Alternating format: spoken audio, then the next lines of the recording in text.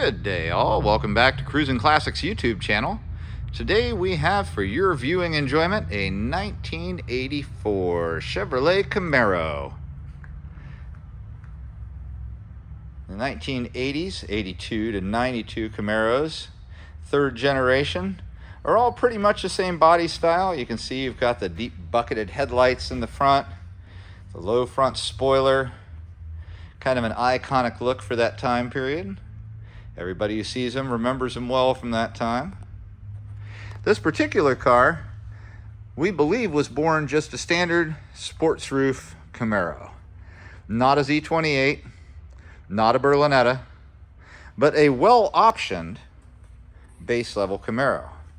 You can see on the sides here that somebody has badged it as a rally sport.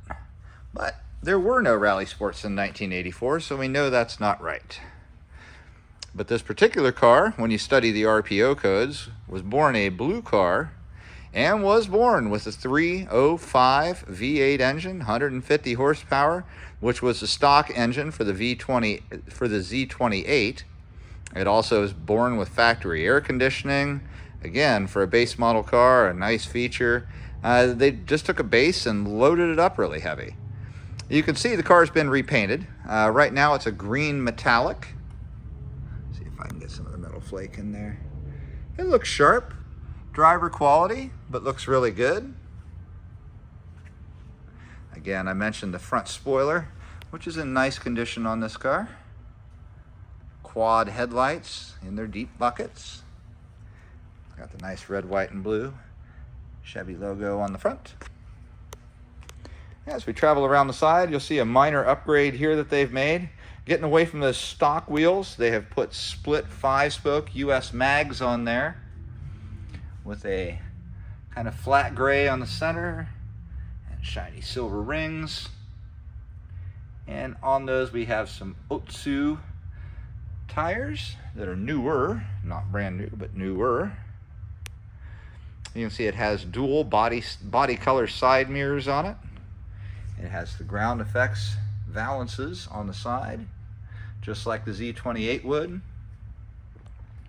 Black door handle. It's got a black drip rail molding up here. And these third gen Camaros all featured a long back window and a hatchback.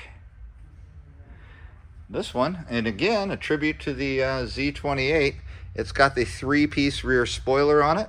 Looks real sporty. Got the tri-colored rear taillight set up. It kind of wraps around the side for a very cool look. Underneath the rear, you'll see 2 exhausts.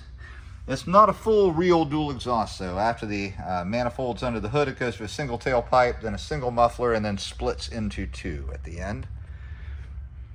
Back in the back, a very large cargo compartment with a screen that pulls and covers it over. The only downside to this is that the struts that hold up the rear deck lid here need to be replaced. So it is difficult to lift and it will not stay up on its own volition. So those are easy to find and not a bank breaker. You just need to replace them.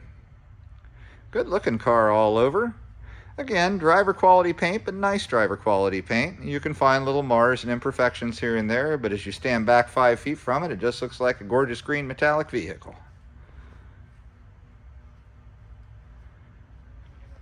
I gotta say, I was a kid in the 1980s, well, a teenager, and I do remember these well. I love the styling. It's an eye catcher for me and all the people who are in my generation in their mid-50s. I'm going to take a short break for a second, pop inside the car and release this hood, and I'll be right back to show you what's going on underneath. And we've got the hood open now, revealing a very, very stock engine bay. To me, it looks just like it would back in 1984. All the same parts and components are there.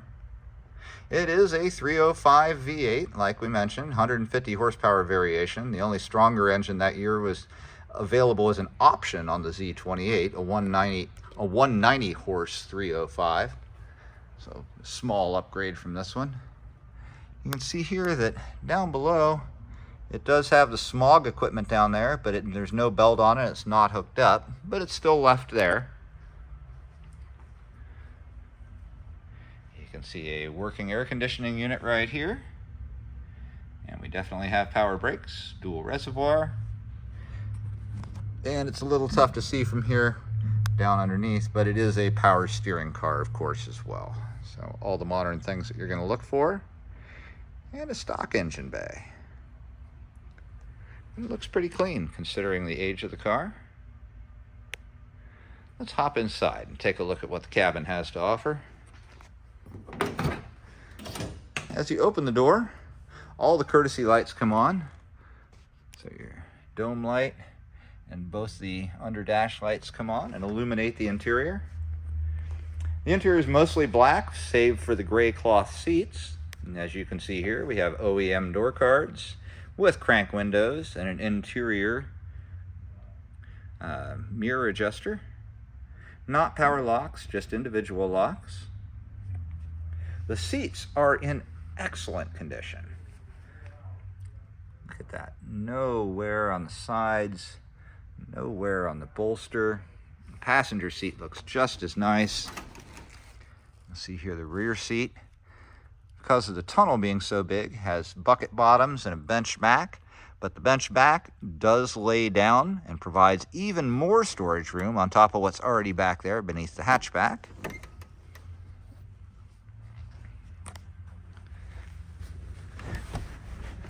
Seats are exceedingly comfortable, as one might expect. The dash, nice and unwarped and crack-free and very good condition. You'll see the passenger door card, same as the driver, in very good condition. When they redid the dash in these in 1982 for the 3rd Gen series, they eliminated the glove box. So you do have a box in the center console, which I'll show you in a moment, but no glove box.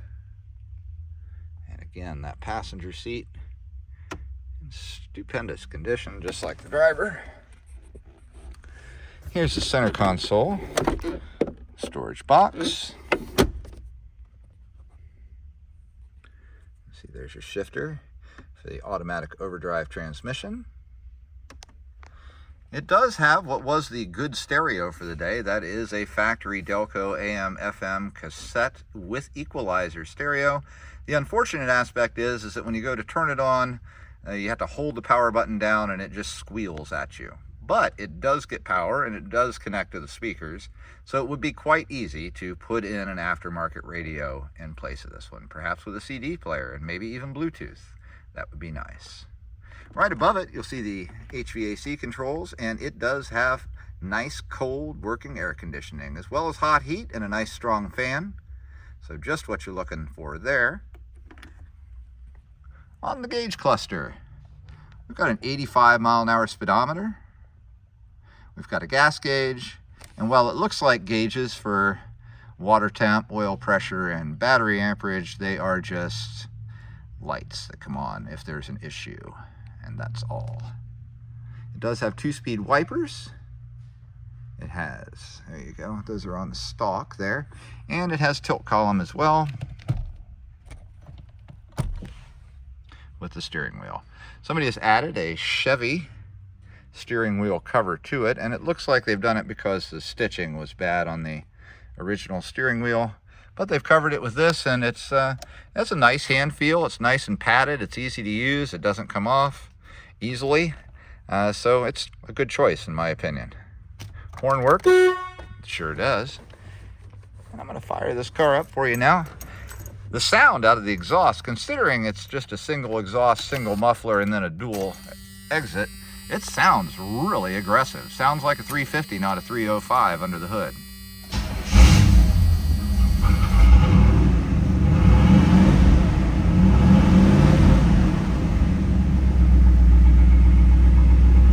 Oh yeah. I don't know if you can hear it yet, but we're going to hop out and give it a listen. Sounds wonderful. You see up top, we've got a nice tight headliner.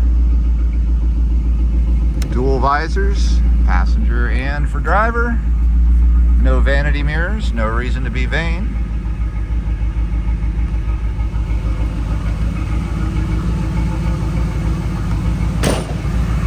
great running car, all the way from 1984. Nice and smooth under the hood, everything working just as it should. And back in the back, that aggressive tone that lets you know it's a V8 Camaro. What a great sound. A nice car for the price point.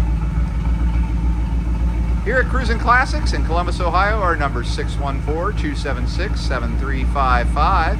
Please give us a call with any questions you may have about this 84 Camaro.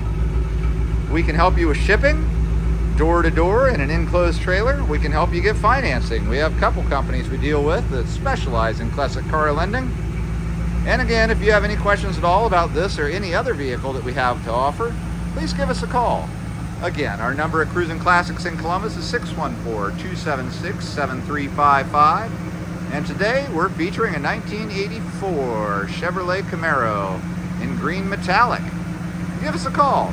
Thank you so much for joining us. We'll see you again tomorrow with something else cool.